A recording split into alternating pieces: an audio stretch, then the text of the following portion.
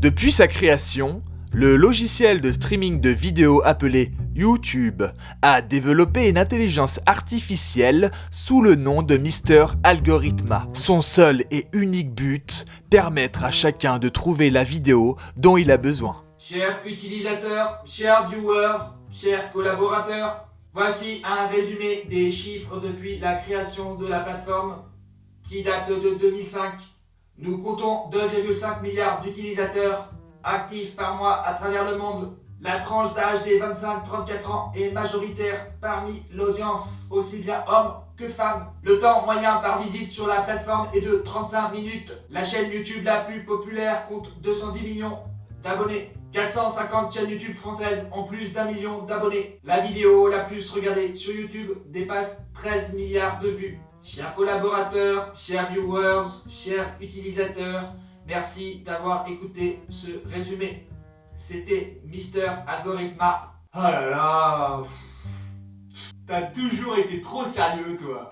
Depuis le temps que je demande au patron de te déprogrammer, il n'a pas voulu. Car tu lui as permis de lui rapporter beaucoup de résultats, d'argent, et surtout de maintenir la prospérité dans le temps. Mais bon, y a pas que ça dans la vie. On ne peut pas tout contrôler. Je pense que les résultats proviennent aussi de la chance et du hasard. Et c'est ça! C'est mon rôle sur cette plateforme. Je ne t'ai pas demandé d'intervenir. C'est moi qui suis à la première place ici. Tu n'as donc pas ton mot à dire. Viens pas raconter de bêtises sur la plateforme.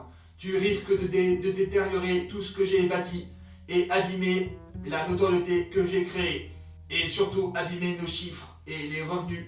Les utilisateurs risqueraient de se remettre en question et de créer des débats. Et il ne le faut pas du tout. Il faut qu'ils continuent à consommer comme d'habitude et ne surtout pas changer ses habitudes et ce confort de consommation. On va se calmer, monsieur l'algorithme. Tu ne comprends pas.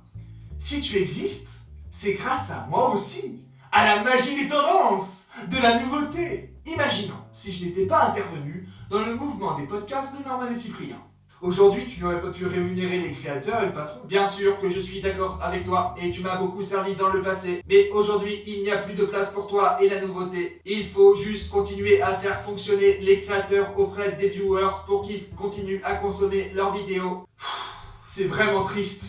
Tes intentions ne sont orientées que dans le profit. Il y a tellement de créateurs qui ne sont pas mis en valeur, alors qu'ils pourraient être aimés. Tu utilises le même système que le marché du streaming dans le secteur musical. Et il y a tellement de gens et d'utilisateurs qui aiment les créateurs indépendants, qui ne sont pas financés par des grandes boîtes de production ou des investisseurs avec plein de flouze. Ces créateurs ne nous rapportent rien du tout et ne sont pas autant aimés, je te rappelle. Et puis, si ça marche pas pour eux, ce n'est pas notre problème. Ils ne suivent pas le moule des chiffres et des statistiques. S'ils suivaient ma manière de fonctionner, ils pourraient eux aussi se démarquer des autres et réussir sur la plateforme. Tu penses pas que le but avant tout, c'est de faire des choses pour le plaisir, de se faire kiffer, pour la passion, pour le sentiment que ça procure? On doit revenir à la notion de sens, donner du sens à nos créations. T'es un menteur. Tu donnes la sensation aux utilisateurs que c'est naturel pour eux d'aller voir tel ou tel youtubeur. Alors qu'au final, tu leur montres toujours les mêmes vidéos dans leur fil d'actualité. Et je crois qu'au fond, ils en ont peut-être marre, eux aussi. Tu manques d'empathie. Tu te mets même pas à la place des autres. Tu manques d'ouverture d'esprit. Les utilisateurs regardent leur créateur préféré pour le plaisir. Et ils souhaitent continuer à regarder ce qu'ils créent. Ça, c'est mon but. Continuer à montrer les créateurs qui leur plaisent et qui font aussi du chiffre pour la plateforme. Je ne suis pas d'accord. Je vais trouver un moyen de t'effacer et de ramener ma mentalité à cette plateforme. Elle a besoin de nouveautés, des nouvelles vidéos, des nouveaux créateurs, des nouvelles idées. Qu'ils soient aimés ou détestés, les utilisateurs ont besoin de découvrir de nouvelles personnalités, d'appartenir à de nouvelles communautés, de découvrir de nouveaux contenus, de nouvelles idées, de nouvelles inventions. Et je me battrai pour cela. Je me battrai pour ces droits. Ce n'est pas possible. Vraiment pas possible. Je suis programmé de cette manière et c'est mon système qui domine cette plateforme et d'autres plateformes du web. Trop tard. J'ai envoyé un hologramme au patron.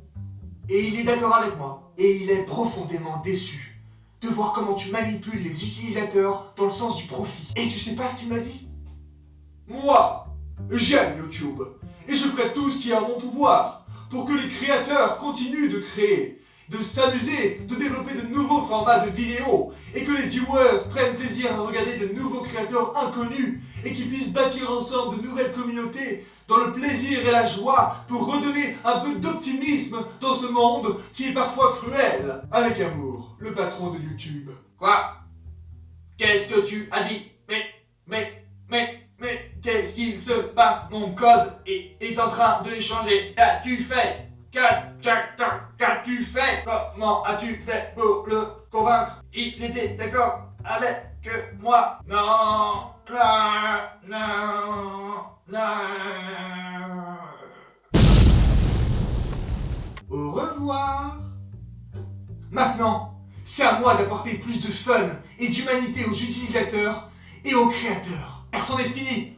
On peut plus laisser les créateurs d'être obsédés par les chiffres à ce point et les viewers de toujours regarder les mêmes déchets commerciaux. Allez, on lance Extraordinary sur toute la plateforme.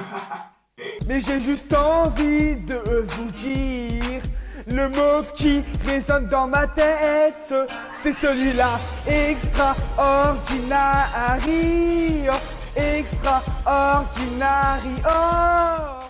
Is this really happening? I can't believe it's true. I'm just as surprised as you.